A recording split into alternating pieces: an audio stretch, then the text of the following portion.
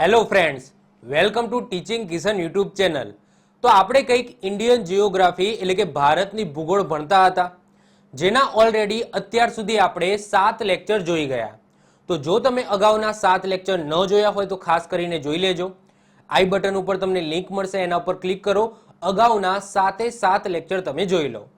હવે lecture number 5 થી આપણે ભારતની નદીઓ, રિવર્સ ઓફ ઇન્ડિયાની શરૂઆત કરી દીધી હતી, જેની અંદર મેં કીધું હતું કે ભાઈ આપણે બે ભાગની અંદર એટલે કે ઉત્તર ભારતની નદીઓ અને દક્ષિણ ભારતની નદીઓ, આ રીતના બે ભાગની અંદર, આ બે મુખ્ય ભાગની અંદર આપણે ભારતની નદીઓ પૂરી કરીશું. એમાં પહેલો પોર્શન એટલે કે ઉત્તર ભારતની નદીઓની અંદર 3 નદી તંત્ર આપણે ઓલરેડી કવર કરી ગયા છે, જેની અંદર આપણે સિંધુ નદી તંત્ર, ગંગા નદી તંત્ર અને બ્રહ્મપુત્રા નદી તંત્ર, આ 3 વસ્તુ આપણે કવર કરી ગયા. હવે આ છે લેક્ચર નંબર 8, જેની અંદર આપણે વાત કરવાની છે દક્ષિણ ભારતની નદીઓ. તો આવું કંઈક મેં કોષ્ટક બનાવીને આપ્યું હતું, મતલબ કે આ રીતના ડિવિઝન મેં કંઈક કરી આપ્યું હતું ફર્સ્ટ લેક્ચરની અંદર કે ભાઈ ભારતની નદીઓને તમે બે ભાગની અંદર આ રીતના ડિવાઈડ કરી શકો. હિમાલયની નદીઓ, જેને ઉત્તર ભારતની નદીઓ કહી શકાય, જેની અંદર 3 નદી તંત્ર આપણે ભણી ગયા: સિંધુ નદી તંત્ર, ગંગા નદી તંત્ર અને બ્રહ્મપુત્રા નદી તંત્ર. લેક્ચર નંબર 5, લેક્ચર નંબર 6 અને લેક્ચર નંબર 7. ઓકે, તો આ 3 નદી તંત્ર આપણે ઓલરેડી કવર કરી ગયા છે. હવે આજના લેક્ચરની અંદર આપણે દક્ષિણ ભારતની નદીઓ જોઈશું. હવે દક્ષિણ ભારતની નદીઓને પણ બે ભાગની અંદર તમે ડિવિઝન પાડીને ભણી શકો. પહેલો પોર્શન બંગાળની ખાડીને મળતી નદીઓ, એટલે કહી શકો કે પશ્ચિમથી પૂર્વ તરફ વહેતી નદીઓ, જે બધી ક્યાં મળશે? બંગાળની ખાડીને મળશે. અને અરબ સાગરને મળતી નદીઓ, એટલે કે પૂર્વથી પશ્ચિમ તરફ વહેતી નદીઓ, જે બધી નદીઓ ક્યાં મળશે? અરબ સાગરને મળશે. તો આ રીતના તમે બે ભાગની અંદર દક્ષિણ ભારતની નદીઓ ભણી શકો. તો આજના લેક્ચરની અંદર આપણે સંપૂર્ણ દક્ષિણ ભારતની નદીઓ કવર કરીશું, એટલે આ બંને પોર્શન આજના લેક્ચરમાં કવર કરીશું અને જે ભારતની નદીઓનો જે ટોપિક છે એ આજના લેક્ચરમાં પૂરો કરીશું. ઓકે, તો સૌથી પહેલા દક્ષિણ ભારતની નદીઓ અને આપણે જે ભણી ગયા ઉત્તર ભારતની નદીઓ, જેમાં આપણે 3 નદી તંત્ર ભણી ગયા, એ બંનેમાં ફરક શું છે? તો જો ફરક પહેલો તો એ છે કે જે ઉત્તર ભારતની નદીઓ છે એ બધી હિમાલયથી આવે છે, એટલે કે ગ્લેશિયરમાંથી એ બધી નદીઓનું ઉદ્ગમ છે. જ્યારે તમે જુઓ કે દક્ષિણ ભારતની નદીઓ, ત્યાં કોઈ બરફ તમને નહીં જોવા મળે, ત્યાં તમને હિમ નદી, ગ્લેશિયર નહીં જોવા મળે. તો આ બધી નદીઓ ક્યાંથી નીકળે છે? તો આ બધી નદીઓ છે એ ઉચ્ચ પ્રદેશમાંથી નીકળે છે, ઘાટીઓમાંથી નીકળે છે. તો એને શું કહેવાય? તો દ્વીપકલ્પીય કહેવાય. તો અહીંયા જે આપણે બધી નદીઓ ભણીશું એ બધી નદીઓને દ્વીપકલ્પીય નદીઓ કહીશું. અને જે આપણે ઉત્તર ભારતની નદીઓ હતી એ બધી હિમાલયમાંથી નીકળતી હતી, ગ્લેશિયરમાંથી નીકળતી હતી, હિમ નદીમાંથી નીકળતી હતી. તો આ નદીઓનું ઉદ્ગમ સ્થાન શું હશે? તો દ્વીપકલ્પીય ઉચ્ચ પ્રદેશ હશે. દક્ષિણ ભારતની નદીઓ હિમાલયની નદીઓની સરખામણીએ ઘણી પ્રાચીન છે, કારણ કે હિમાલય તમે જુઓ કે અત્યારે જુવાની અવસ્થામાં છે. જ્યારે તમે અરવલ્લી જુઓ, વિંધ્યાચલ પર્વતમાળા જુઓ, સાતપુડા જુઓ, પશ્ચિમ ઘાટ, પૂર્વ ઘાટ, આ પ્રાચીન છે, આ ભારતના જ ભાગ છે. કેમ? કારણ કે મેં તમને કીધું હતું કે જે પેલી પ્લેટ ટકરાઈ હતી, એ પ્લેટ ટકરાયા પહેલા આપણું જે ભારત છે, જે નીચેનો પોર્શન છે, એ તો એમના એમ જ હતો. જે હિમાલય બન્યો એ ક્યારે બન્યો? જ્યારે પ્લેટ ટકરાઈ ત્યારે બન્યો. એ પહેલા આપણા જે મેન ભારતનો ભૂમિભાગ હતો ટકરાયા પહેલા, એ ટાઈમે આ બધી જે પર્વતમાળાઓ છે, જેમ કે વિંધ્યાચલ છે, અરવલ્લી છે, અરવલ્લી સૌથી પ્રાચીન છે, તો એ બધી પર્વતમાળાઓ ઓલરેડી જે ભારતનો ભૂમિભાગ છે ત્યાં એક્ઝિસ્ટ કરતી હતી, તો પ્રાચીન છે. આ બધી નદીઓ પહોળી, સંતુલિત અને પ્રમાણમાં છીછરી ખીણોનું નિર્માણ કરે છે. તમે જો હિમાલયની નદીઓ છે એ ઊંડી ઊંડી ખીણ બનાવે છે, જ્યાં એને દૂન કહેવામાં આવે છે. જ્યારે આ બધી જે નદીઓ હશે, દ્વીપકલ્પીય નદીઓ હશે, એટલે કે દક્ષિણ ભારતની નદીઓ હશે, એ ખીણો નહીં બનાવે, છીછરી ખીણોનું નિર્માણ કરશે. તે સીધી વહે છે અને સામાન્ય રીતે પોતાનો માર્ગ છે એ બદલતી નથી. મોટાભાગની નદીઓ પશ્ચિમ ઘાટ એટલે કે સહ્યાદ્રીમાંથી નીકળે છે, જ્યાં કોઈ ગ્લેશિયર આવેલા નથી. એટલે કે અહીં મોટા ભાગની નદીઓ કાયમી નથી, મોસમી હોય છે. પરંતુ હા, કાયમી નદીઓ પણ તમને જોવા મળશે, જેમ કે નર્મદા છે, તાપી છે, એ બધી કાયમી નદીઓ છે. પરંતુ તમે જાઓ નીચે તો ગોદાવરી, કૃષ્ણા, કાવેરી, તો એ બધી મોસમી નદીઓ છે. એટલે કે જ્યારે વરસાદ પડશે, ચોમાસું આવશે, ત્યારે એની અંદર પાણીનો જથ્થો વધારે હશે. જ્યારે ઉનાળો ચાલતો હશે ત્યારે પાણીનો જથ્થો છે એ બહુ ઓછો હશે. જેમ કે આપણે ગુજરાતની જ વાત કરીએ તો સાબરમતી નદી તમે જોઈ લો, તો સાબરમતી નદી છે એને મોસમી નદીમાં મૂકીશું. કેમ? કારણ કે જુઓ કે ચોમાસા દરમિયાન એમાં ભરપૂર પાણી હશે, પરંતુ ઉનાળામાં જાઓ, અત્યારે જાઓ તમે, તો અત્યારે તમે જાઓ તો એ શુષ્ક અવસ્થામાં પડેલી હોય, બહુ ઓછું પાણી તમને જોવા મળે. અમદાવાદ બાજુ તમને કેનાલમાં તમને વધારે પાણી જોવા મળશે, પરંતુ આ બાજુ ગાંધીનગર બાજુ આવો જે નોર્મલ એનો માર્ગ છે ત્યાં તમને પાણી નહીવત પ્રમાણમાં જોવા મળશે. તો એ બધી કેવી છે? મોસમી નદીઓ કહીશું આપણે. બંગાળને ખાડીને મળતી નદીઓની અંદર કઈ કઈ આવશે? એટલે કે પશ્ચિમથી પૂર્વ તરફ વહેતી. તો એમાં કાવેરી, ગોદાવરી, ભીમા, કૃષ્ણા, મહાનદી, દામોદર, વૈતરણી અને બ્રાહ્મણી નદી આવશે. આ બધી નદીઓ આપણે જોઈશું. અને અરબ સાગરને મળતી નદીઓમાં કઈ આવશે? તો આપણી મોસ્ટ ઓફ ધ ગુજરાતની જે નદીઓ છે ને એ બધી અરબ સાગરને મળે છે, જેમ કે નર્મદા છે, મહી છે, તાપી છે, સાબરમતી છે, માંડવી છે. માંડવી જેને મંડોવી પણ કહેવામાં આવે છે, જે તમને કર્ણાટકમાંથી નીકળે છે અને ગોવામાં જાય છે. ગોવાનું જે રાજધાની છે પણજી, એ માંડવી નદીના કિનારે છે. તો આ બીજી માંડવી છે, આપણા ગુજરાતની માંડવી નથી. ક્લિયર? તો અરબ સાગરને મળતીમાં આ બધી નદીઓ તમને જોવા મળશે. હવે સૌથી પહેલા આપણે બે ભાગની અંદર ડિવિઝન કરીને દક્ષિણ ભારતની નદીઓ ભણવાની છે. તો સૌથી પહેલા આપણે શું કરીશું? તો પશ્ચિમથી પૂર્વ તરફ વહેતી હોય એટલે કે બંગાળની ખાડીને મળતી હોય એવી નદીઓ જોઈશું. અને એના પછી અરબ સાગરને મળતી એટલે કે પૂર્વથી પશ્ચિમ તરફ વહેતી હોય એવી નદીઓ જોઈશું. તો બે ભાગની અંદર આપણે જોઈશું. તો સૌથી પહેલા વાત કરીએ કે બંગાળની ખાડીને મળતી હોય એવી નદીઓ. તો એમાં કાવેરી, ગોદાવરી, ભીમા, કૃષ્ણા, મહાનદી, સુવર્ણરેખા, દામોદર, વૈતરણી અને બ્રાહ્મણી આ બધી નદીઓ ભણવાની છે. હવે જો અમે સરસ મજાનો મેપ બનાવેલો છે, તો મેપના માધ્યમથી સૌથી પહેલા આપણે સમજીએ. તો સૌથી મોટી એવું પૂછાય એક્ઝામની અંદર કે દક્ષિણ ભારતની સૌથી મોટી નદી કઈ? તો નર્મદા ના લગતા દક્ષિણ ભારતની સૌથી મોટી નદી છે ગોદાવરી નદી. નર્મદા નહીં આવે, યાદ રાખીશું. અને ઉત્તર ભારતની અથવા તો ભારતની સૌથી મોટી નદી બધાને ખબર જ છે. મોટી અને પાણીના જથ્થાના લીધે મોટી, એ બંનેમાં ફરક છે. તો જો મોટીનો મતલબ શું થાય કે બેસિન, સૌથી મોટું બેસિન ધરાવતી હોય, નદી તંત્ર ધરાવતી હોય, તો એવી તો ગંગા છે. પરંતુ ક્વેશ્ચન એવું પૂછાય કે પાણીના જથ્થાના આધારે સૌથી મોટી નદી કઈ? તો આપણે શું લખીશું? બ્રહ્મપુત્રા લખીશું. પરંતુ એમ પૂછાય દક્ષિણ ભારતની અથવા તો દ્વીપકલ્પીય સૌથી મોટી ભારતની દ્વીપકલ્પીય નદી કઈ? તો આન્સર શું આવશે? ગોદાવરી હશે. જ્યારે શબ્દ યુઝ થાય દ્વીપકલ્પીય, એનો મતલબ શું થાય કે એ હિમાલય ગ્લેશિયરમાંથી નથી નીકળતી. ક્લિયર? તો દ્વીપકલ્પીય એટલે એનો મતલબ થાય કે પહાડો ઉચ્ચ પ્રદેશમાંથી નીકળે છે. તો એવું પૂછાય, ક્વેશ્ચન જો ધ્યાનથી સમજો, ભારતની સૌથી મોટી દ્વીપકલ્પીય નદી કઈ? તો આન્સર શું આવશે? આપણે ગોદાવરી લખીશું. તો આ ગોદાવરી નદી તમે જોઈ શકો છો. આ એની સહાયક નદીઓ છે. ગોદાવરી નદી ક્યાંથી નીકળે છે? તો મહારાષ્ટ્રની અંદર ત્રંબકેશ્વર આવેલું છે, ત્યાં ત્રંબક નામનું સ્થળ તમને જોવા મળશે, ઉચ્ચ પ્રદેશ જોવા મળશે. તમને ખબર જ છે, મેં ઓલરેડી આપણે ભારતના પર્વતો જોઈ ગયા છે. તો અહીંયા શું આવેલું છે? પશ્ચિમ ઘાટ આવેલું છે. તો મોટા ભાગની જે નદીઓ છે ને પશ્ચિમ ઘાટમાંથી નીકળે છે. તો પશ્ચિમ ઘાટની અંદર જ ત્રંબકેશ્વર જોવા મળશે અને ત્યાંથી આ ગોદાવરી નદી નીકળે છે. ગોદાવરી નદીની સહાયક નદીઓની વાત કરીએ તો પૂર્ણા છે, પેનગંગા છે, વર્ધા છે, વેનગંગા છે, પછી પ્રાણહિતા છે, ઇન્દ્રાવતી છે, નીચે તમે જુઓ તો મંજરા છે. તો આ બધી જે નદીઓ છે એ ગોદાવરી નદીની સહાયક નદીઓ છે. અને ગોદાવરી નદી છે એ અંતે આ આંધ્રપ્રદેશ છે, આંધ્રપ્રદેશની અંદર ડેલ્ટા બનાવીને આ બંગાળની ખાડીને મળી જાય છે. આ બંગાળની ખાડી છે. ક્લિયર? તમે જોશો કે મોટા ભાગની જે નદીઓ છે જે પશ્ચિમથી પૂર્વ તરફ વહે છે એ બધી ડેલ્ટા બનાવે છે. જેમ કે કૃષ્ણા નદી પણ ડેલ્ટા બનાવે છે, કાવેરી નદી પણ ડેલ્ટા બનાવે છે. જ્યારે તમે જો નર્મદા છે, આપણી નર્મદા નદી અહીંયા ડેલ્ટા નથી બનાવતી, સાબરમતી નદી ડેલ્ટા નથી બનાવતી, મહી નદી, તાપી નદી ડેલ્ટા નથી બનાવતી. તો જે નદીઓ પૂર્વથી પશ્ચિમ તરફ વહે છે એ બહુ ફાસ્ટ વહે છે અને એ ડેલ્ટા નથી બનાવતી. જ્યારે આ બધી નદીઓ જે પશ્ચિમથી પૂર્વ તરફ વહે છે એ ડેલ્ટા બનાવે છે અને બહુ સ્લો વહે છે. જો જે નદી સ્લો વહેતી હોય ને એ જ ડેલ્ટા બનાવે, જે નદી ફાસ્ટ વહેતી હોય એ ડેલ્ટા નથી બનાવતી. હવે તમારા માઇન્ડની અંદર બીજો ક્વેશ્ચન થાય કે સર એવું કેમ કે પૂર્વથી પશ્ચિમ તરફ વહે છે, જે પૂર્વથી પશ્ચિમ તરફ વહે છે એ બહુ ફાસ્ટ વહે છે અને જે પશ્ચિમથી પૂર્વ તરફ વહે છે એ સ્લો વહે છે? તો એનું પણ કારણ છે. જો અહીંયાનો જે ભાગ છે, જે ઉચ્ચ પ્રદેશ છે, એ આ રીતના છે, આ રીતના છે, આ રીતના ઉચ્ચ પ્રદેશ છે. તો અહીંયાથી જે નદીઓ નીકળે છે, અહીંયાથી એટલે કે આ જે પોર્શન છે ત્યાંથી જે નદીઓ નીકળે છે ને આ રીતના જાય છે. ઓકે? અને આ રીતના વહે છે. હવે જે અહીંયાથી આમ નીકળે છે, મતલબ કે અહીંયા તમે જુઓ કે અહીંયા માંડવી નદી આવેલી છે, તો એ આ રીતના તીવ્ર ધાર ધરાવે છે, આ રીતના. તો આનો જે ભૌગોલિક જે ઉચ્ચ પ્રદેશ છે એ રીતના છે. અહીંયા તમે જોશો કે અહીંયા જે છે ને આ અહીંયા પશ્ચિમ ઘાટ આવેલો છે અને પશ્ચિમ ઘાટથી ધીમે ધીમે ધીમે ધીમે જે નદીઓ છે આ રીતના જાય છે. ઓકે? પશ્ચિમ ઘાટ આ ભાગમાં છે. હવે પશ્ચિમ ઘાટથી આ તરફ વહેતી હોય તો ઓબ્વિયસલી એની અંદર ફોર્સ વધારે હશે. આ રીતના પર્વત છે ને અહીંયાથી નીકળે છે તો એકદમ ફોર્સથી આવશે. આ જે નદીઓ છે એનો ફોર્સ અહીંયા વધારે હશે, પરંતુ ધીમે ધીમે જેમ જશે ને આગળ એમ એમ એનો ફોર્સ ધીમો થતો જશે.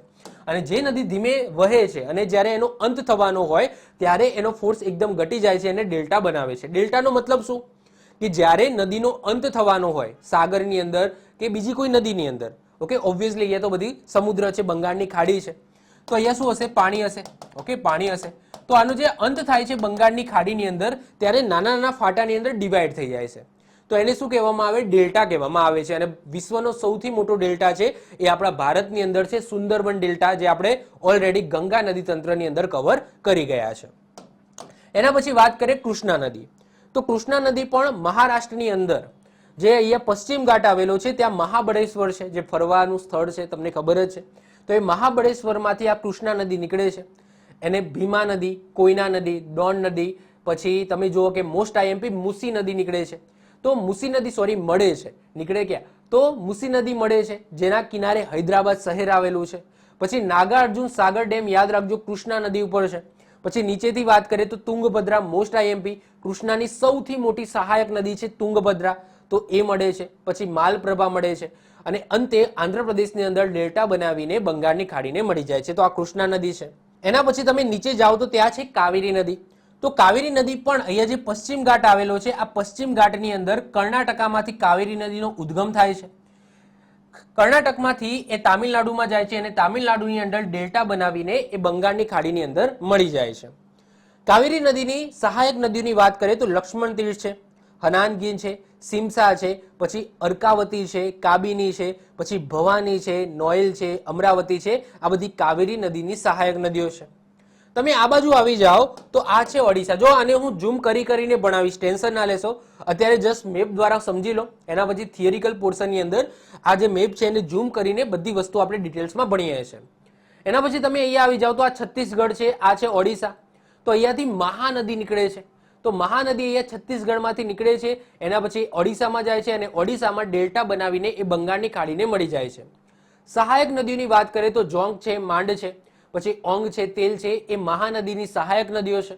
અને મહાનદી ઉપર મોસ્ટ આઈએમપી યાદ રાખજો, ભારતનો સૌથી લાંબો બંધ હીરાકુંડ ડેમ તમને જોવા મળશે, બંધ તમને જોવા મળશે.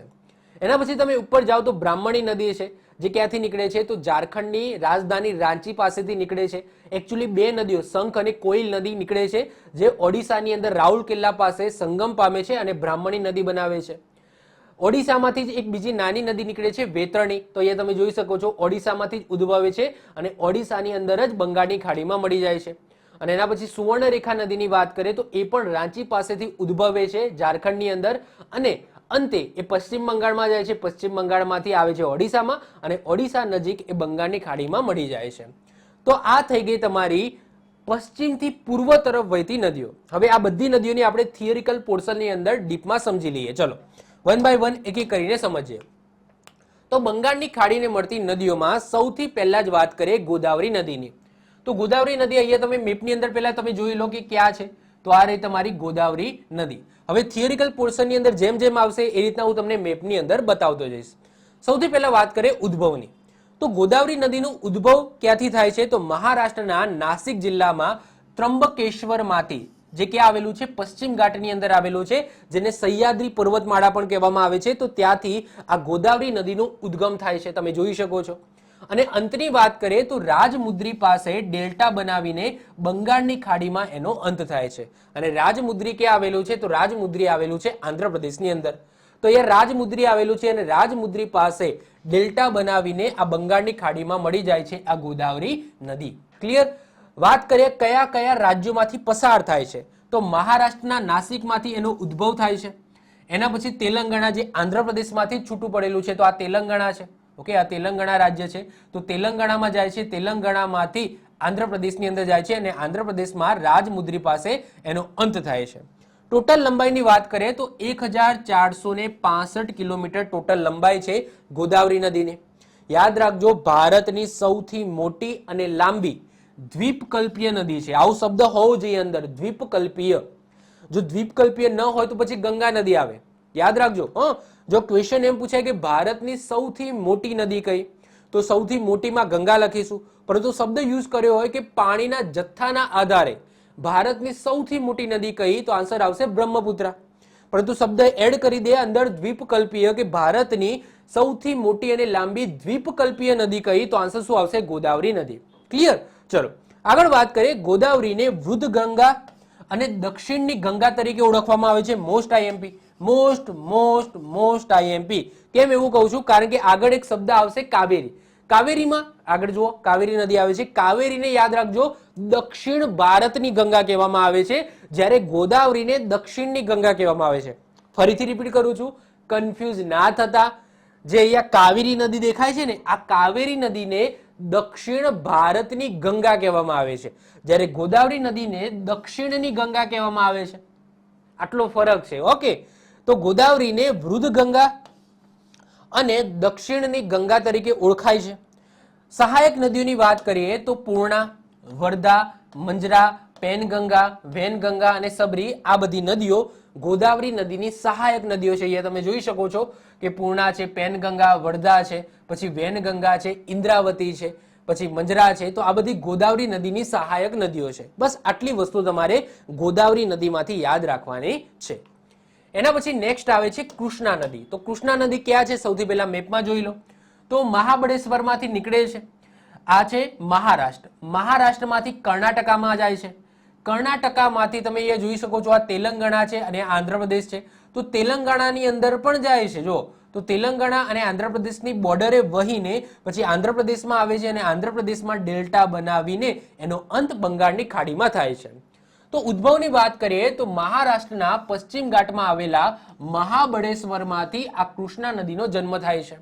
અને અંતની વાત કરીએ તો બંગાળની ખાડી વિજયવાડા પાસે આંધ્રપ્રદેશની અંદર અંત થાય છે કૃષ્ણા નદીનો. વહનની વાત કરીએ તો 4 સ્ટેટમાંથી મહારાષ્ટ્ર જ્યાંથી ઉદ્ભવ થાય છે, એના પછી કર્ણાટકામાં જાય છે, પછી તેલંગાણામાં જાય છે અને પછી આંધ્રપ્રદેશમાં એનો અંત થાય છે. અહીંયા જોઈ શકો છો આ મહારાષ્ટ્ર છે તો મહારાષ્ટ્રમાંથી ઉદ્ભવે છે. એના પછી તમે જુઓ કે આ કર્ણાટકા છે તો કર્ણાટકામાં વહે છે. પછી અહીંયા તમે જોઈ શકો આ તેલંગાણા છે તો તેલંગાણામાં વહે છે અને એનો અંત ક્યાં થાય છે? આંધ્રપ્રદેશની અંદર એનો અંત થાય છે.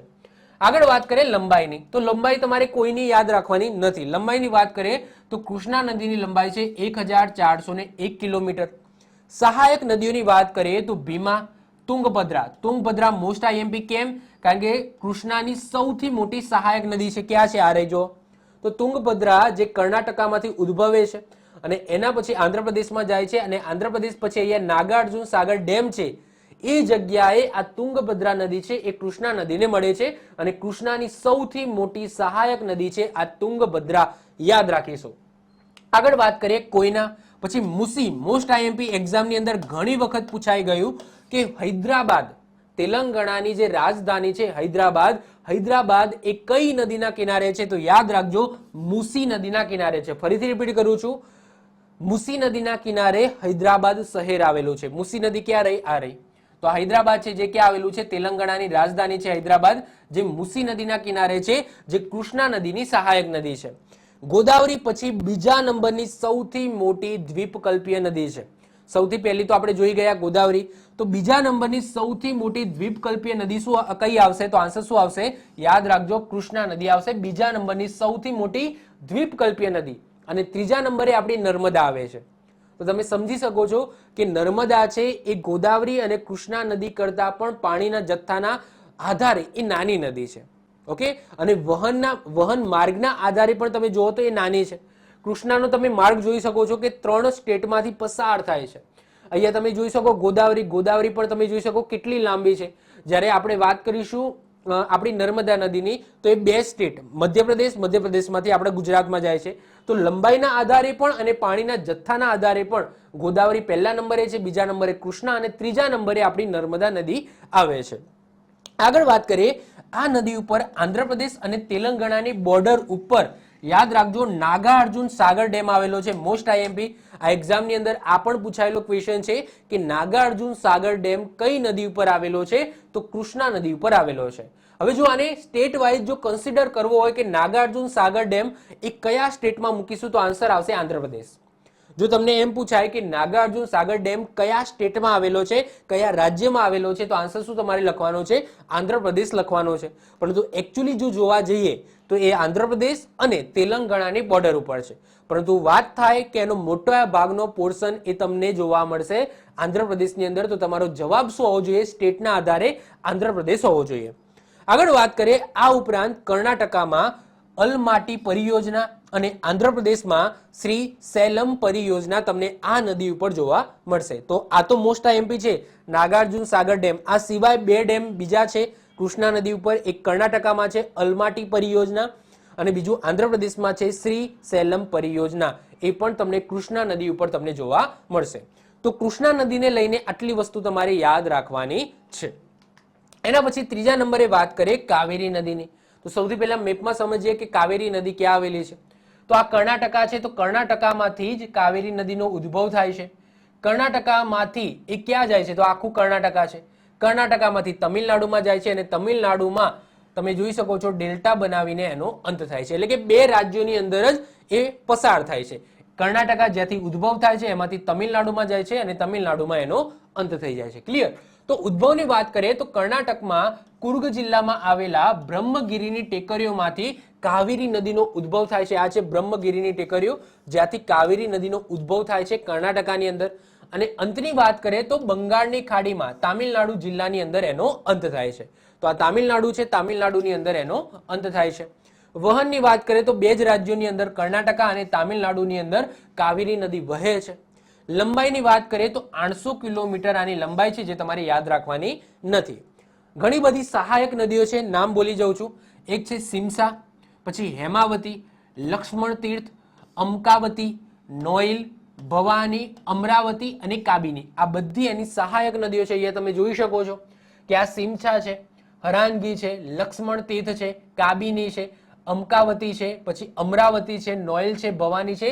આ બધી કાવેરીની સહાયક નદીઓ છે. મોસ્ટ આઈએમપી આને હાઇલાઇટ કરું છું. કાવેરીને દક્ષિણ ભારતની ગંગા કહેવામાં આવે છે. યાદ રાખજો, ગોદાવરીને શું કહેવાતું હતું? તો ગોદાવરીને દક્ષિણની ગંગા કહેવાતી હતી. દક્ષિણની ગંગા સિમ્પલ લખેલું હોય તો આન્સર આવશે ગોદાવરી. વૃદ્ધ ગંગા લખેલું હોય તો પણ આન્સર આવશે ગોદાવરી. પરંતુ દક્ષિણ ભારત શબ્દ યુઝ કર્યો હોય તો આન્સર શું આવશે? કાવેરી આવશે. ફરીથી રિપીટ કરું છું, અહીંયા તમે ધ્યાન આપજો. લખેલું હોય દક્ષિણની ગંગા અથવા તો વૃદ્ધ ગંગા તો તમારો આન્સર ગોદાવરી આવશે. પરંતુ દક્ષિણ ભારતની ગંગા લખેલું હોય તો તમારો આન્સર શું આવશે? કાવેરી આવશે. આગળ વાત કરીએ, આ નદીના કિનારે તામિલનાડુનું તિરુચિલ્લાપલ્લી, જેને ત્રિચી પણ કહીએ છીએ ટૂંકમાં, તો એ શહેર આવેલું છે આ નદીના કિનારે. આ નદી ઉપર શિવ સમુદ્રમ અને હોગેનકાલ ધોધ આવેલા છે. 2 ધોધ આવેલા છે, શિવ સમુદ્રમ અને હોગેનકાલ. ઓકે, આ 2 નામના ધોધ તમને આ નદી ઉપર એટલે કે કાવેરી નદી ઉપર જોવા મળશે. કાવેરી નદીના પાણીને લઈને કેરળ, તામિલનાડુ, કર્ણાટક અને પોંડિચેરી વચ્ચે વિવાદ છે, જે અંગે કેન્દ્ર સરકાર દ્વારા કાવેરી વોટર મેનેજમેન્ટ ઓથોરિટીની રચના કરેલી છે. ઓકે, તો આ જે સ્ટેટ છે કેરળ, તામિલનાડુ, એકચ્યુઅલી કેરળમાંથી તો પસાર નથી થતી, પરંતુ એની જે શાખા નદી પસાર થાય છે અને એમાંથી શાખા નદી મતલબ કે એમાંથી પાણી લેવાની વાત થાય છે, એનો વિવાદ છે. તો કેરળ, તામિલનાડુ, કર્ણાટક, પોંડિચેરી વચ્ચે આ વિવાદ છે કાવેરી નદીના પાણીને લઈને, જે અંગે કેન્દ્ર સરકાર દ્વારા કાવેરી વોટર મેનેજમેન્ટ ઓથોરિટી પણ બનાવેલી છે. ક્લિયર? તો કાવેરી નદીમાંથી આટલી વસ્તુ યાદ રાખીશું, જેમાં મોસ્ટ આઈએમપી તમારે શું યાદ રાખવાનું છે? આ યાદ રાખવાનું છે અને આ ધોધ યાદ રાખવાના છે, શિવ સમુદ્રમ અને હોગેલકાલ. આ બંને ધોધ તમને ક્યાં જોવા મળશે? કાવેરી નદી ઉપર તમને જોવા મળશે. આ બંને વસ્તુ તમારે ખાસ યાદ રાખવાની છે કાવેરી નદીમાંથી. જે ધોધને લઈને ક્વેશ્ચનો છે એના ઉપર હું ડેડિકેટેડ વિડીયો બનાવી દઈશ કે ભારતમાં કયા કયા મહત્વપૂર્ણ ધોધ આવેલા છે, કઈ નદી ઉપર આવેલા છે, એનો હું અલગથી ડેડિકેટેડ વિડીયો બનાવીને તમને આપી દઈશ. ક્લિયર? ચલો, એના પછી નેક્સ્ટ વાત કરીએ મહાનદી. હવે આવી જાઓ થોડા પૂર્વમાં. તો મહાનદી તમને ક્યાં જોવા મળશે? તો આ પશ્ચિમ બંગાળ છે. પશ્ચિમ બંગાળની બાજુમાં અહીંયા શું આવેલું છે? તો અહીંયા આવેલું છે બાંગ્લાદેશ. તમને ખબર જ છે ને કે અહીંયાથી આવે છે આપણી ગંગા નદી. તો ઉપરથી ગંગા નદી આવે છે, પછી આ રીતના 2 ફાટાની અંદર ડિવાઈડ થઈ જાય છે. અહીંયા છે હુગલી, એને હુગલી કહેવામાં આવે છે, અને અહીંયા જે ફાંટો જાય છે એને પદ્મા કહેવામાં આવે છે. ઓકે, બાંગ્લાદેશની અંદર. તો આપણી ગંગા નદી થઈ ગઈ. હવે આ જે હુગલી નદી છે એને એક બીજી અહીંયાથી નદી મળે છે, એ છે દામોદર. દામોદર, જેની વાત આપણે ગંગા નદી તંત્રની અંદર કરેલી છે, તો આની અંદર આપણે ડિસ્કસ નહીં કરીએ. દામોદર નદીને પશ્ચિમ બંગાળનો શોક કહેવામાં આવે છે, જે હુગલીની સૌથી મોટી સહાયક નદી છે. યાદ રાખજો દામોદર. તો દામોદર નદીને પશ્ચિમ બંગાળનો શોક કહેવામાં આવે છે. કેમ? કારણ કે પોતાની સાથે પૂર લાવે છે. અને હુગલીની સૌથી મોટી સહાયક નદી છે. તો દામોદર નદીની વાત આપણે કરતા નથી, કારણ કે આપણે ગંગા નદી તંત્રની અંદર દામોદર નદીને જોઈ ગયા છે. તો એનાથી થોડા નીચે આવો તો વાત કરીએ મહાનદીની. તો મહાનદી તમને અહીંયા જોવા મળશે. જો આ રહી મહાનદી. તો આ છત્તીસગઢ છે, આ ઝારખંડ છે, આ છે ઓડિશા. ઓકે, આખો પોર્શન છે ને એ ઓડિશા છે. આખો પોર્શન ઓડિશા છે. તો મહાનદી છે ક્યાંથી ઉદ્ભવે છે? તો છત્તીસગઢમાં અહીંયા જે પર્વત છે ત્યાંથી આ મહાનદીનો ઉદ્ભવ થાય છે. એ આ રીતના છત્તીસગઢમાં વહીને એ પછી ઓડિશામાં જાય છે. ઓડિશામાં આ તરફ વહીને એનો અંત ક્યાં થાય છે? તો બંગાળની ખાડીમાં થાય છે. મોસ્ટ આઈએમપી હીરાકુંડ ડેમ એ મહાનદી ઉપર આવેલો છે, જે ભારતનો સૌથી લાંબો ડેમ છે. ફરીથી રિપીટ કરું છું, હીરાકુંડ ડેમ જે ઓડિશામાં આવેલો છે મહાનદી ઉપર, જે ભારતનો સૌથી લાંબો ડેમ છે. યાદ રાખીશું. ડેમ ઉપર પણ એક અલગથી ડેડિકેટેડ વિડીયો આવી જશે. ક્લિયર? વાત કરીએ સહાયક નદીઓની તો માંડ, જોંક, ઓંગ, તેલ આ બધી મહાનદીની સહાયક નદીઓ છે. હવે થિયરિકલ પોર્શનની અંદર પણ આ બધી વસ્તુ આપણે જોઈ લઈએ. ઉદ્ભવની વાત કરીએ તો છત્તીસગઢમાં સિહાવાની ટેકરીઓમાંથી મહાનદીનો ઉદ્ભવ થાય છે અને એનો અંત પારાદ્વીપ પાસે બંગાળની ખાડીમાં થાય છે, ઓડિશાની અંદર. વહનની વાત કરીએ તો બે સ્ટેટ છત્તીસગઢ અને ઓડિશામાં મહાનદીનું વહન થાય છે. લંબાઈની વાત કરીએ તો 851 કિલોમીટર છે, યાદ નહીં રાખીએ. સહાયક નદીઓની વાત કરીએ તો જોંક, માંડ, ઈબ, તેલ આ બધી મહાનદીની સહાયક નદીઓ છે. આ નદીમાં વારંવાર પૂર આવવાના કારણે યાદ રાખજો ઓડિશાનો શોક કહેવામાં આવે છે. હવે શોકને લઈને 3 ક્વેશ્ચનો બને. બિહારનો શોક, પશ્ચિમ બંગાળનો શોક અને ઓડિશાનો શોક. ફરીથી રિપીટ કરું છું, જો કોસી નદી યાદ રાખજો, કોસી નદીને બિહારનો શોક કહેવામાં આવે છે, દામોદર નદીને પશ્ચિમ બંગાળનો શોક કહેવામાં આવે છે અને મહાનદીને ઓડિશાનો શોક કહેવામાં આવે છે. અહીંયાથી 3 ક્વેશ્ચનો, કન્ફ્યુઝ ના થતા. ફરીથી રિપીટ કરું છું, કોસી નદી જેને બિહારનો શોક કહેવામાં આવે છે, દામોદર નદી જેને પશ્ચિમ બંગાળનો શોક કહેવામાં આવે છે અને મહાનદી જેને ઓડિશાનો શોક કહેવામાં આવે છે. તો આ નદીમાં વારંવાર પૂર આવવાના કારણે ઓડિશાનો શોક કહેવામાં આવે છે. ઓડિશાનું કટક શહેર આ નદીના કિનારે આવેલું છે.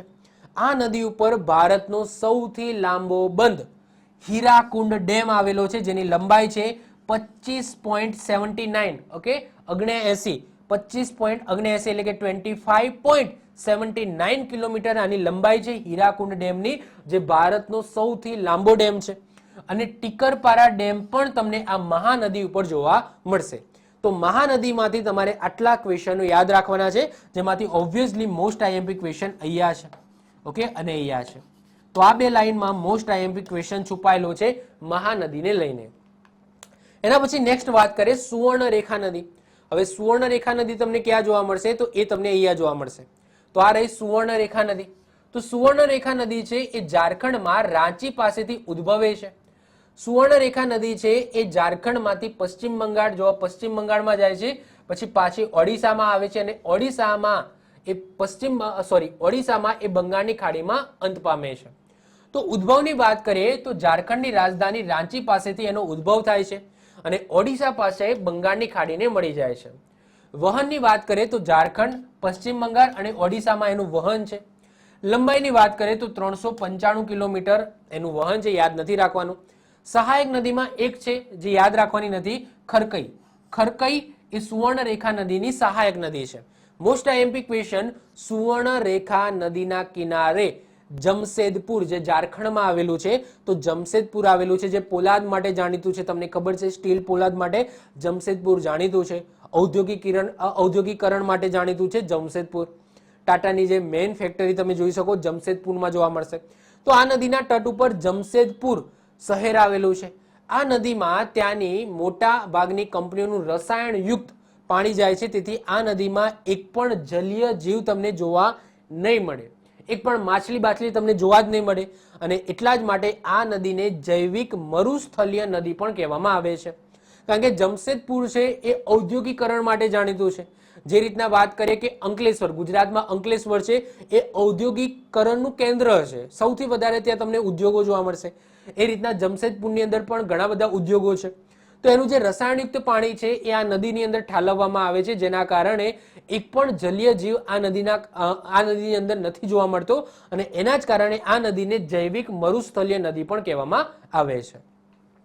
એના પછી નેક્સ્ટ વાત કરીએ વેતરણી. તો વેતરણી તમને ક્યાં જોવા મળશે? નાની એવી તમને નદી જોવા મળે છે. આ છે વેતરણી નદી, જે ઓડિશામાં ઉદ્ભવે છે અને ઓડિશામાં જ અંત પામે છે. તો ક્યોજર પહાડી ઓડિશામાંથી ઉદ્ભવે છે અને ઓડિશામાં જ બંગાળની ખાડીમાં એનો અંત થાય છે.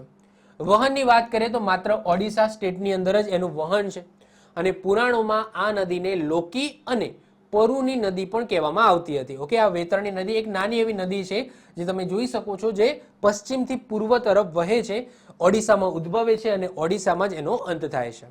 એના પછી નેક્સ્ટ વાત કરીએ બ્રાહ્મણી નદી. બ્રાહ્મણી નદી છે એ એકચ્યુઅલી બે નદીઓના સંગમથી બને છે. કઈ બે નદી? તો શંખ અને દક્ષિણ કોયલ. તો દક્ષિણ કોયલ અને શંખ જે ઝારખંડમાંથી આવે છે, જે બંનેનો સંગમ ઓડિશામાં રાઉરકેલા પાસે થાય છે અને બ્રાહ્મણી નદી બનાવે છે અને અંતે જ્યાં વેતરણી નદીનો અંત થાય છે એ જ જગ્યાએ બ્રાહ્મણી નદીનો પણ અંત થાય છે. તો ઝારખંડમાં રાંચી પાસેથી ઉદ્ભવેલ શંખ અને દક્ષિણ કોયલના સંગમથી ક્યાં થાય છે સંગમ? ઓડિશામાં સંગમ થાય છે રાઉરકેલા પાસે અને આ બ્રાહ્મણી નદી બને છે અને અંત ક્યાં થાય છે? પારાદ્વીપ પાસે બંગાળની ખાડીમાં એનો અંત થાય છે.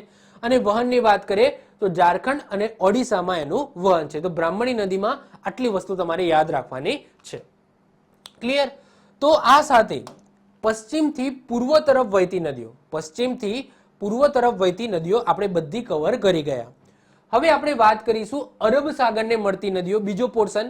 એટલે કે તમે કહી શકો કે પૂર્વથી પશ્ચિમ તરફ વહેતી નદીઓ, જેમાં આપણી મોસ્ટ ઓફ ધ આપણા ગુજરાતની નદીઓ આવશે, જેમ કે સાબરમતી છે, નર્મદા છે, તાપી છે, મહી છે.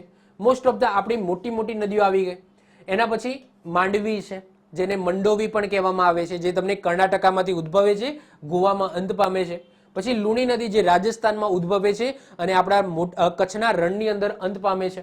બનાસ પણ આપણી જ નદી છે.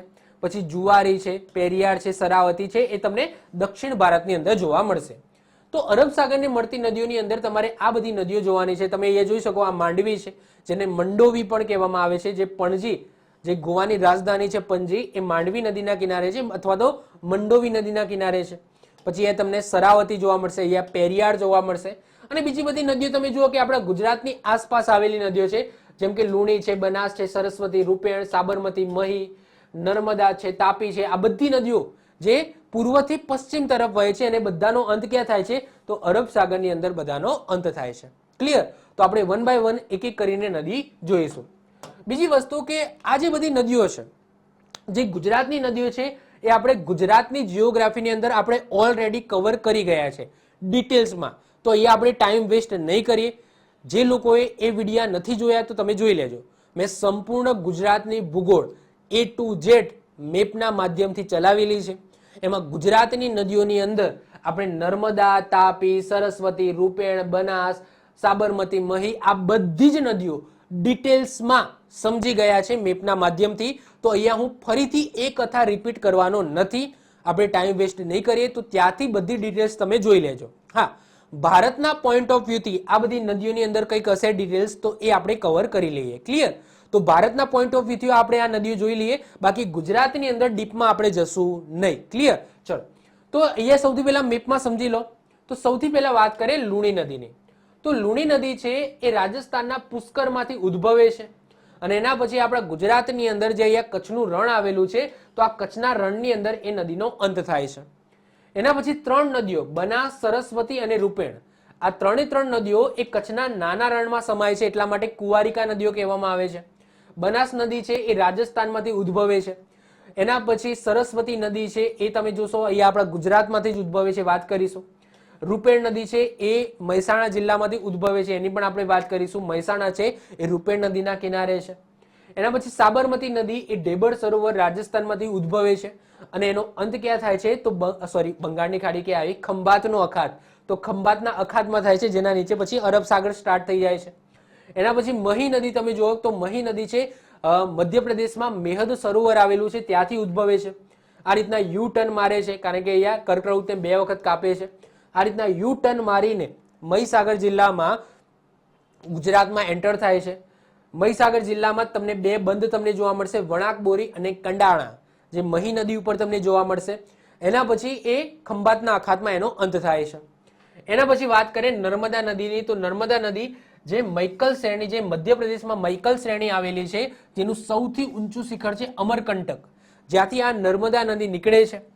વિંધ્યાચલ પર્વતમાળા અને સાતપુડાની વચ્ચેથી એ પસાર થાય છે, એટલા માટે ભ્રંશ ગાંઠીઓમાંથી પસાર થતી હોય એવું કહેવામાં આવે છે, કારણ કે બંને બાજુ પહાડીઓ છે, ઉપર વિંધ્યાચલ છે, નીચે સાતપુડા છે, અને બંનેની વચ્ચેથી આ નર્મદા નદી પસાર થાય છે. નર્મદા નદી તમે જો પસાર થાય છે તો એમાં મધ્યપ્રદેશમાં તમને ધુઆંધાર ધોધ જોવા મળશે, આઈએમપી છે, યાદ રાખીશું, હમણાં વાત કરીએ છીએ. બંધની વાત કરીએ તો નર્મદા સાગર બંધ જોવા મળશે, જેનું એક બીજું નામ છે, યાદ રાખજો, ઇન્દિરા ગાંધી ડેમ. તો ઇન્દિરા ગાંધી ડેમનું જ બીજું નામ છે નર્મદા સાગર, અથવા તો નર્મદા સાગરનું જ બીજું નામ છે ઇન્દિરા ગાંધી ડેમ. પછી નર્મદા ડેમ અલગ પાછો, તો નર્મદા ડેમ, નર્મદા સાગરનું બીજું નામ છે ઇન્દિરા ગાંધી, અને ઓમકારેશ્વર ડેમ તમને જોવા મળશે. આ બધા ડેમ તમને મધ્યપ્રદેશમાં જોવા મળશે. અને ગુજરાતમાં એક મોટો ડેમ જોવા મળશે, સરદાર સરોવર ડેમ, એ આ યાદ રાખીશું, મોસ્ટ આઈએમપી છે. અને અંતે આલિયા બેટ પાસે ભરૂચમાં એનો અંત થાય છે. એના પછી નીચે આવી જાવ તાપી નદી, તો અહીંયા મહાદેવની ટેકરીઓ આવેલી છે, અને મહાદેવની ટેકરીઓમાંથી તાપી નદીનો જન્મ થાય છે. તાપી નદી આગળ વધે છે, મહારાષ્ટ્રમાં જાય છે, મહારાષ્ટ્રમાંથી ગુજરાતમાં આવે છે, અને ગુજરાતમાં સુરત પાસે ખંભાતના અખાતમાં એનો અંત થાય છે. હવે જો આ બધી નદીઓ આપણે મેપમાં જોઈ લીધી, હવે થોડું ઘણું ડિટેલ્સમાં થોડી નદીઓ જોઈ લઈએ, મતલબ કે અંત ક્યાં થાય છે, ઉદ્ભવ ક્યાં થાય છે, મેપ દ્વારા સમજી લઈએ. બાકી આની ડિટેલ્સમાં વાત મેં ફરીથી કહું છું, ગુજરાતની ભૂગોળમાં કરેલી છે, તો ત્યાંથી તમે આની બધી ડિટેલ્સ તમે સમજી લેજો.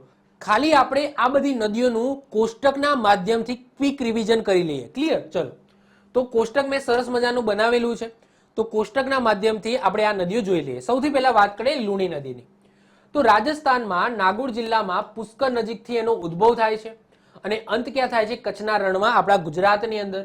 વિશેષતા એ છે કે રાજસ્થાનની સૌથી મોટી નદી છે, રાજસ્થાનની સૌથી મોટી નદી છે લુણી, અને આ નદીને યાદ રાખજો રણ પ્રદેશની ગંગા કહેવામાં આવે છે. અહીંયાથી ક્વેશ્ચન બની શકે. લુણી નદીને રણ પ્રદેશની ગંગા કહેવામાં આવે છે, અને રાજસ્થાનની સૌથી મોટી નદી છે આ લુણી, જે રાજસ્થાનમાં પુષ્કર નજીકથી નીકળે છે, જ્યાં પુષ્કર સરોવર જોવા મળશે, અને ત્યાં બ્રહ્માજીનું મંદિર પણ તમને જોવા મળશે પુષ્કરની અંદર. કિનારે વસેલા શહેરો યાદ નથી રાખવાના કઈ, અને ડેમ પણ એવું કઈ નથી. એના પછી નેક્સ્ટ આવે છે આપણા ગુજરાતની સરસ મજાની નદી, એ છે બનાસ નદી, જેના નામ ઉપર આપણો બનાસકાંઠા જિલ્લો પણ છે. તો બનાસ નદી ક્યાંથી નીકળે છે? તો રાજસ્થાનમાં સિહોરી જિલ્લામાં સિરણવાના ડુંગરો આવેલા છે, ટેકરીઓ આવેલી છે, ત્યાંથી આ બનાસ નદી નીકળે છે, અને એનો અંત ક્યાં થાય છે? કચ્છના નાના રણમાં થાય છે. કચ્છના નાના રણમાં બનાસ, સરસ્વતી અને રૂપેણ ત્રણ નદીઓનો અંત થાય છે, એટલા માટે કુંવારિકા પણ કહેવામાં આવે છે. ઉત્તર ગુજરાતની સૌથી મોટી નદી છે, ઓકે, સોરી, ઉત્તર ગુજરાતની સૌથી મોટી નદી જેનો અંત કચ્છના નાના રણમાં થાય છે, એટલા જ માટે એને કુંવારિકા નદી પણ કહેવામાં આવે છે. કિનારે વસેલા શહેરોની વાત કરીએ તો દાંતીવાડા છે, ડીસા જે બટાકા માટે જાણીતું છે, અને કાંકરેજ. આ ત્રણે ત્રણ તમને બનાસકાંઠાની અંદર બીકેમાં જોવા મળશે. તો બનાસકાંઠાના ત્રણ શહેરો દાંતીવાડા, ડીસા અને કાંકરેજ એ બનાસ નદીના કિનારે છે, અને દાંતીવાડા ડેમ આવેલો છે આ બનાસ નદી ઉપર. આ બધી વસ્તુ ડિટેલ્સમાં મેં કીધું એમ ગુજરાતની ભૂગોળમાં કવર કરી લીધા છે, ખાલી આપણે ક્વિક રિવિઝન કરીએ છીએ. એના પછી નેક્સ્ટ વાત કરીએ સરસ્વતી, જે બનાસકાંઠાની અંદર ચોરીના ડુંગરમાંથી નીકળે છે, અને એનો અંત કચ્છના નાના રણમાં થાય છે. વિશેષતાની વાત કરીએ તો આ નદી કચ્છના નાના રણમાં સમાતી હોવાથી એને કુંવારિકા નદી કહેવામાં આવે છે. શહેરની વાત કરીએ તો પાટણ એ સરસ્વતી નદીના કિનારે છે, અને યાદ રાખજો ડેમ મુક્તેશ્વર ડેમ છે એ સરસ્વતી નદી ઉપર આવેલો છે. મુક્તેશ્વર ડેમ ક્યાં આવેલો છે? પાટણમાં જ મુક્તેશ્વર ડેમ તમને જોવા મળશે. એના પછી નેક્સ્ટ વાત કરીએ રૂપેણ નદીની, તો રૂપેણ નદી મહેસાણાની અંદર ટુંગા પર્વતમાંથી નીકળે છે, એનો અંત પણ ક્યાં થાય છે? કચ્છના નાના રણમાં થાય છે. આ પણ કુંવારિકા નદી છે, ઓબ્વિયસલી કચ્છના નાના રણમાં સમાય છે એટલા માટે. કિનારે વસેલા શહેરોની વાત કરીએ તો મહેસાણા યાદ રાખજો એ કઈ નદી કિનારે છે? રૂપેણ નદીના કિનારે છે. એના પછી નેક્સ્ટ વાત કરીએ સાબરમતી. તો સાબરમતી નદી છે એ રાજસ્થાનની અંદર ઉદયપુર નજીક અરવલ્લીની જે ટેકરીઓ આવેલી છે, જ્યાં આવેલું છે ડેબર સરોવર, અને આ ડેબર સરોવરમાંથી આ સાબરમતી નદી નીકળે છે. જેનો અંત ક્યાં થાય છે? ખંભાતમાં, અખાતમાં. કોપાલાની ખાડી બનાવે છે અને કોપાલાની ખાડી બનાવીને ખંભાતના અખાતમાં સાબરમતી નદીનો અંત થાય છે. ગુજરાતની સૌથી લાંબી નદી છે, સૌથી મોટી કઈ આવશે? નર્મદા આવશે. ગુજરાતની સૌથી મોટી નદી નર્મદા, સૌથી લાંબી નદી પૂછાય તો આપણે શું લખીશું? સાબરમતી. ગુજરાતની અંબા કહેવામાં આવે છે, યાદ રાખજો, ગુજરાતની અંબા કહેવામાં આવે છે, જ્યારે નર્મદાને ગુજરાતની જીવાદોરી કહેવામાં આવે છે. પ્રાચીન નામ સાબરમતી, એ સાબરમતી નદીનું પ્રાચીન નામ છે. કિનારે વસેલા શહેરોની વાત કરીએ તો પાટનગર, ગાંધીનગર અને અમદાવાદ એ સાબરમતી નદીના કિનારે છે. ધરોઈ ડેમ જે મહેસાણા જિલ્લાની અંદર આવેલો છે, પછી સંત સરોવર ડેમ જે ગાંધીનગર આવેલો છે, અને વાસણા બેરેજ તમને સાબરમતી નદી ઉપર જોવા મળશે. તો ધરોઈ ડેમ મહેસાણા જિલ્લામાં તમને જોવા મળશે, સંત સરોવર ડેમ જે ગાંધીનગરમાં જોવા મળશે સેક્ટર 1 નજીક, અને વાસણા બેરેજ એ પણ તમને જોવા મળશે સાબરમતી નદી ઉપર. એના પછી નેક્સ્ટ આવે છે મહી નદી. મહી નદી ક્યાંથી નીકળે છે? તો મધ્યપ્રદેશમાં માળવાનો ઉચ્ચ પ્રદેશ આવેલો છે, જ્યાં આવેલું છે મેહદ સરોવર, અને મેહદ સરોવરમાંથી મહી નદી નીકળે છે, જેનો અંત થાય છે ખંભાતના અખાતમાં વોહરાની ખાડી બનાવીને. યાદ રાખજો, વોહરાની ખાડી બનાવીને ખંભાતના અખાતમાં મહી નદીનો અંત થાય છે. વિશેષતાની વાત કરીએ તો મહી નદી એકમાત્ર એવી નદી છે વિશ્વની જે કર્કવૃતને 2 વખત કાપે છે. ટોલોમીએ મહી નદીને મોફિસ કીધી છે, અને અલબરુની દ્વારા મહી નદીને મહિન્દ્રી કહેવામાં આવી છે. આ એની વિશેષતાઓ છે. કિનારે વસેલા શહેરોની વાત કરીએ તો ચરોતર, જે તમને ખેડા આણંદની આજુબાજુ તમને જોવા મળશે. ગુજરાતનો સૌથી ફળદ્રુપ પ્રદેશ છે ચરોતર પ્રદેશ, જ્યાં તમાકુની ખેતી કરવામાં આવે છે. તો આવો ચરોતર પ્રદેશ એ મહી નદી કિનારે છે. પરિયોજનાની વાત કરીએ તો મહીસાગર જિલ્લાની અંદર જ તમને 2 ડેમ જોવા મળશે, વણાકબોરી અને કંડાણા. તો વણાકબોરી અને કંડાણા ડેમ છે એ તમને મહી નદી ઉપર જોવા મળશે મહીસાગર જિલ્લામાં. નેક્સ્ટ વાત કરીએ આપણી નર્મદા નદી, ગુજરાતની જીવાદોરી. ક્યાંથી નીકળે છે? તો મધ્યપ્રદેશમાં મૈકલ શ્રેણી આવેલી છે, અને આ મૈકલ શ્રેણીનું સૌથી ઊંચું શિખર છે અમરકંટક. ત્યાંથી નર્મદા નદીનો ઉદ્ભવ થાય છે, જેનો અંત આલિયા બેટ પાસે ખંભાતના અખાતમાં થાય છે. વાત કરીએ નર્મદાની વિશેષતાઓની તો ગુજરાતની સૌથી મોટી નદી છે. હાંફેશ્વર પાસેથી, હાંફેશ્વર ક્યાં આવેલું છે? છોટાઉદેપુરમાં. તો છોટાઉદેપુરમાં હાંફેશ્વર પાસેથી એ ગુજરાતમાં પ્રવેશ કરે છે. મૈકલ કન્યા અને રેવા આ બંને નર્મદા નદીના જ નામ છે. તો મૈકલ કન્યા એટલા માટે કહેવામાં આવે છે કારણ કે મૈકલ શ્રેણીમાંથી નીકળે છે. તો મૈકલ કન્યા અને રેવા આ નર્મદા નદીના નામ છે. કિનારે આવેલું ચાંદોદ જે તમને વડોદરા જિલ્લામાં જોવા મળશે.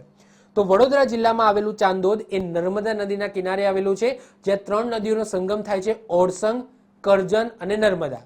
અને આ ચાંદોદ છે એ ગુજરાતની અંદર પિતૃ શ્રાદ્ધ માટે જાણીતું છે. ચાંદોદ યાદ રાખજો વડોદરામાં આવેલું છે, અને ભરૂચ પણ નર્મદા નદીના કિનારે છે. ડેમની વાત કરીએ તો સરદાર સરોવર ડેમ આપણા ગુજરાતમાં જોવા મળશે. આ સિવાય ઇન્દિરા ગાંધી ડેમ, જેને નર્મદા સાગર પણ કહેવામાં આવે છે, પછી નર્મદા ડેમ અલગ પાછો, જીતગઢ યોજના. તો આ બધી યોજનાઓ છે તમને નર્મદા નદી ઉપર જોવા મળશે. એના પછી નેક્સ્ટ વાત કરીએ બાકી રહેલી નદીઓ જે પૂર્વથી પશ્ચિમ તરફ વહે છે, જેમાં આવશે માંડવી. માંડવી નદી છે એ કર્ણાટકામાંથી ઉદ્ભવે છે, અને આ છે ગોવા, આપણું ગોવા. ઓકે, નાનું એવું શહેર, નાનું એવું સ્ટેટ છે ગોવા, અને આ ગોવાની રાજધાની છે પણજી. અને આ પણજી છે એ માંડવી અથવા તો મંડોવી, આનું બીજું પણ નામ છે મંડોવી. તો માંડવી અથવા તો મંડોવી નદીના કિનારે છે. એના પછી સરાવતી નદી. સરાવતી નદી છે એ કર્ણાટકામાંથી ઉદ્ભવે છે, અને અરબ સાગરની અંદર એનો અંત થાય છે. અને મોસ્ટ આઈએમપી સરાવતી નદી ઉપર જોગનો ધોધ આવેલો છે. એક્ઝામની અંદર આ ધોધ બહુ ફેમસ છે, પૂછાયેલો ઘણી વખત પૂછાયેલો છે કે જોગનો ધોધ છે એ કઈ નદી ઉપર આવેલો છે? તો યાદ રાખજો સરાવતી નદી ઉપર આવેલો છે. એના પછી અહીંયા તમને એક નદી જોવા મળશે પેરિયાર. પેરિયાર નદી છે એ તામિલનાડુમાંથી ઉદ્ભવે છે, અને એનો અંત ક્યાં થાય છે? કેરળની પાસે અરબ સાગરની અંદર એનો અંત થાય છે પેરિયાર નદીનો. તો હવે આ 3 નદી વિશે જોઈ લઈએ. એ પહેલા આપણી એક નદી રહી ગઈ તાપી નદી, એ જોઈ લઈએ. તો તાપી નદીની વાત કરીએ તો તાપી નદી ક્યાંથી નીકળે છે? તો મધ્યપ્રદેશની અંદર બેતુલ જિલ્લામાં આવેલી મહાદેવની ટેકરીઓમાંથી નીકળે છે, જેનો અંત થાય છે ખંભાતના અખાતમાં. વિશેષતાની વાત કરીએ તો હરણફાળ નામના સ્થળેથી એ ગુજરાતમાં પ્રવેશ કરે છે. તાપીનું એક બીજું નામ છે સૂર્યપુત્રી. તો તાપીને સૂર્યપુત્રી તરીકે ઓળખવામાં આવે છે. કિનારે વસેલા શહેરોની વાત કરીએ તો સુરત છે એ તાપી નદીના કિનારે છે, અને વાત કરીએ બંધની તો બે મોસ્ટ આઈએમપી બંધ તાપી નદી ઉપર જોવા મળશે. પહેલો બંધ જે તાપી જિલ્લાની અંદર છે એ છે ઉકાઈ બંધ, ઉકાઈ ડેમ, અને બીજો ડેમ એ સુરતની અંદર આવેલો છે જેનું નામ છે કાંકરાપાર ડેમ. તો ઉકાઈ ડેમ અને કાંકરાપાર ડેમ એ તાપી નદી ઉપર જોવા મળશે. કાંકરાપાર ડેમ છે સુરતમાં છે, ઉકાઈ ડેમ છે એ તમને તાપી જિલ્લામાં જોવા મળશે. એના પછી મેપની અંદર હમણાં જે 3 નદીઓ જોઈ એની વાત કરીએ, એમાં સૌથી પહેલી છે મંડોવી, જેનું બીજું નામ છે માંડવી. ક્યાંથી ઉદ્ભવે છે તો કર્ણાટકાની અંદર પશ્ચિમ ઘાટમાંથી એનું ઉદ્ભવ થાય છે, એનો અંત થાય છે અરબ સાગરની અંદર.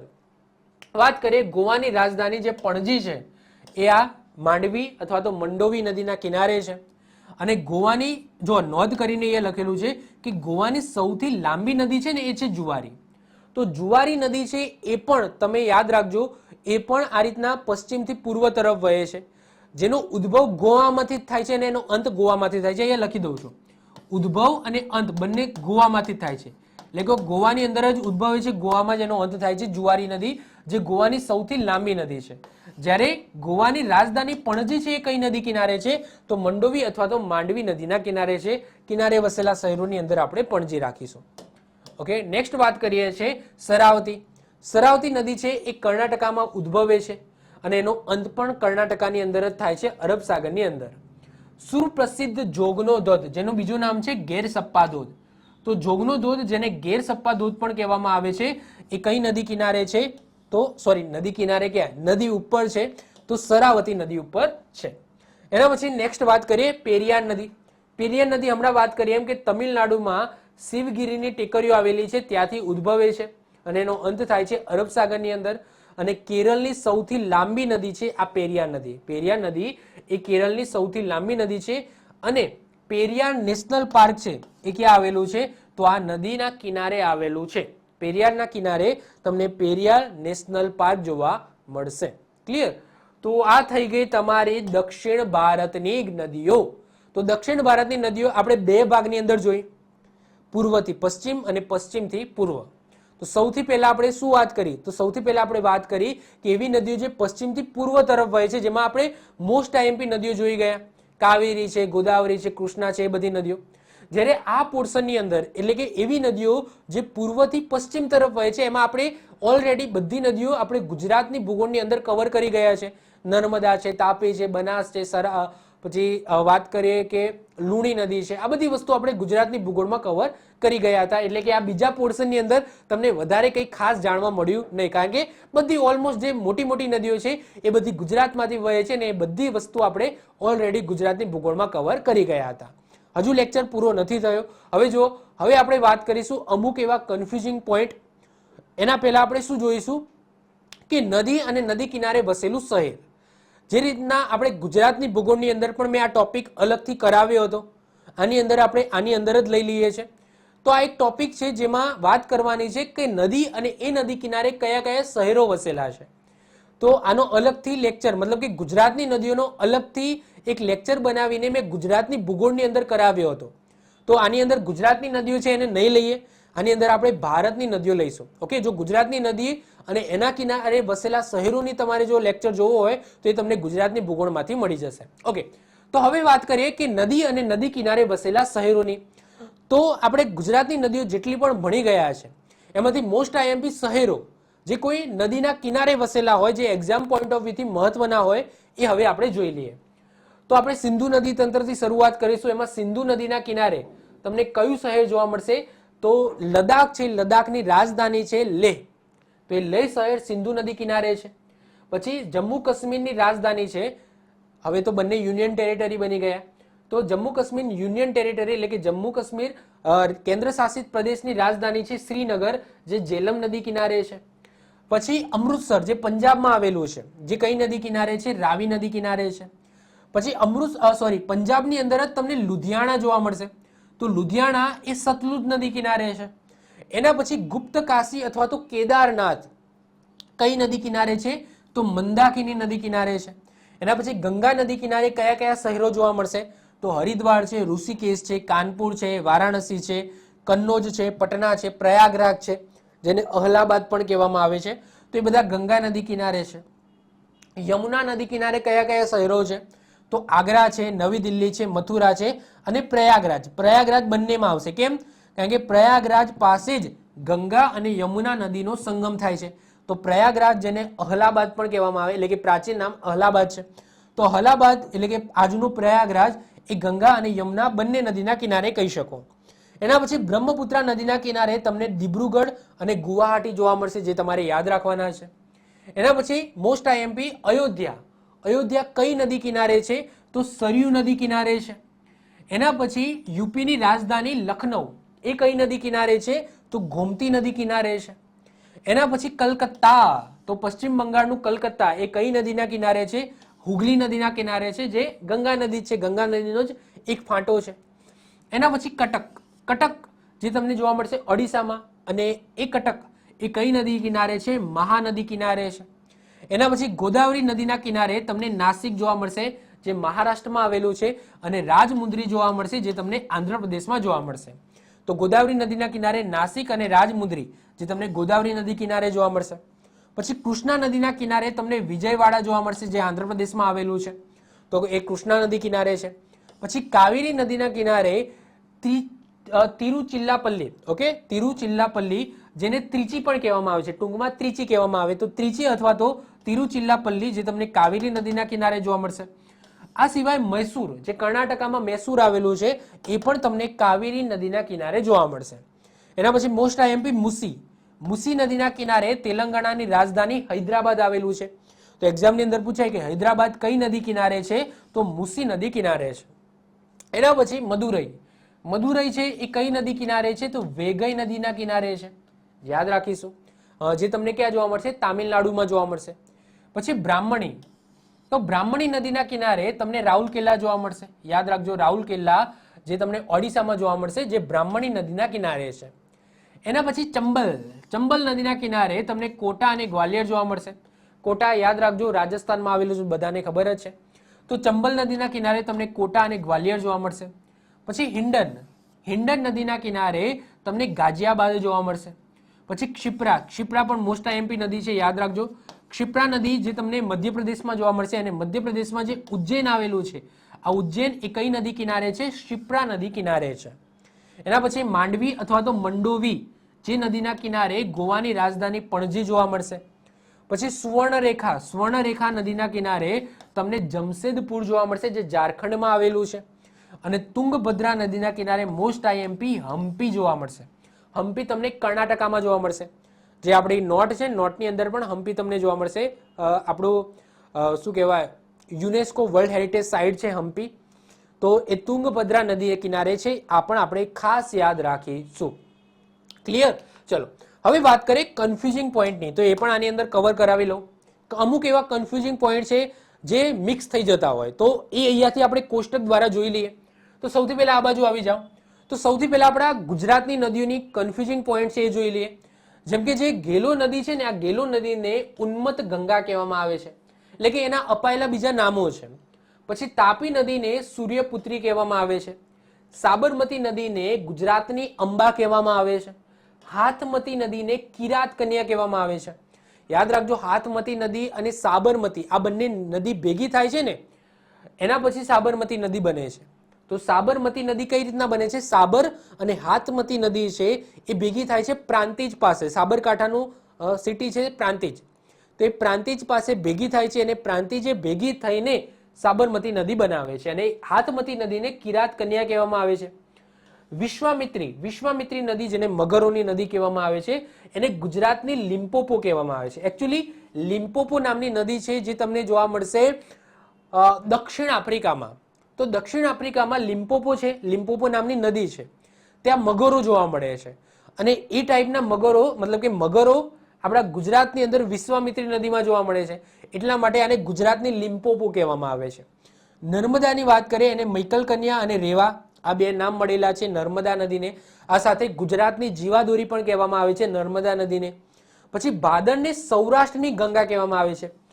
સૌરાષ્ટ્રની સૌથી મોટી નદી છે ભાદર નદી. અથવા તો એવું પૂછાય કે ગુજરાતમાંથી જ ઉદ્ભવતી અને ગુજરાતમાં જ અંત પામતી ગુજરાતની સૌથી મોટી નદી કઈ? તો આન્સર આવશે ભાદર. ગંગા નદી બહારથી આવે છે, ગુજરાતની નથી હો. સોરી, નર્મદા નદી બહારથી આવે છે, ગુજરાતની નથી હો. તો ભાદર નદી ગુજરાતમાં ઉદ્ભવે છે, ગુજરાતમાં જ અંત પામે છે એવી મોટી નદી છે ભાદર નદી, જેને સૌરાષ્ટ્રની ગંગા કહેવામાં આવે છે. હવે વાત કરીએ ભારતની જે નદીઓ છે એની અંદર કન્ફ્યુઝિંગ પોઈન્ટ, જેમ કે કોસી નદી છે, કોસી નદીને બિહારનો શોક કહેવામાં આવે છે. પછી દામોદર નદીને પશ્ચિમ બંગાળનો શોક કહેવામાં આવે છે. પછી મહાનદીને ઓડિશાનો શોક કહેવામાં આવે છે. આ 3 શોક આપણે યાદ રાખીશું. એના પછી ગોદાવરી નદીને વૃદ્ધ ગંગા અથવા તો દક્ષિણ ગંગા કહેવામાં આવે છે, જ્યારે કાવેરી નદીને દક્ષિણ ભારતની ગંગા કહેવામાં આવે છે. તો આ યાદ રાખજો, આ કન્ફ્યુઝિંગ પોઈન્ટ છે.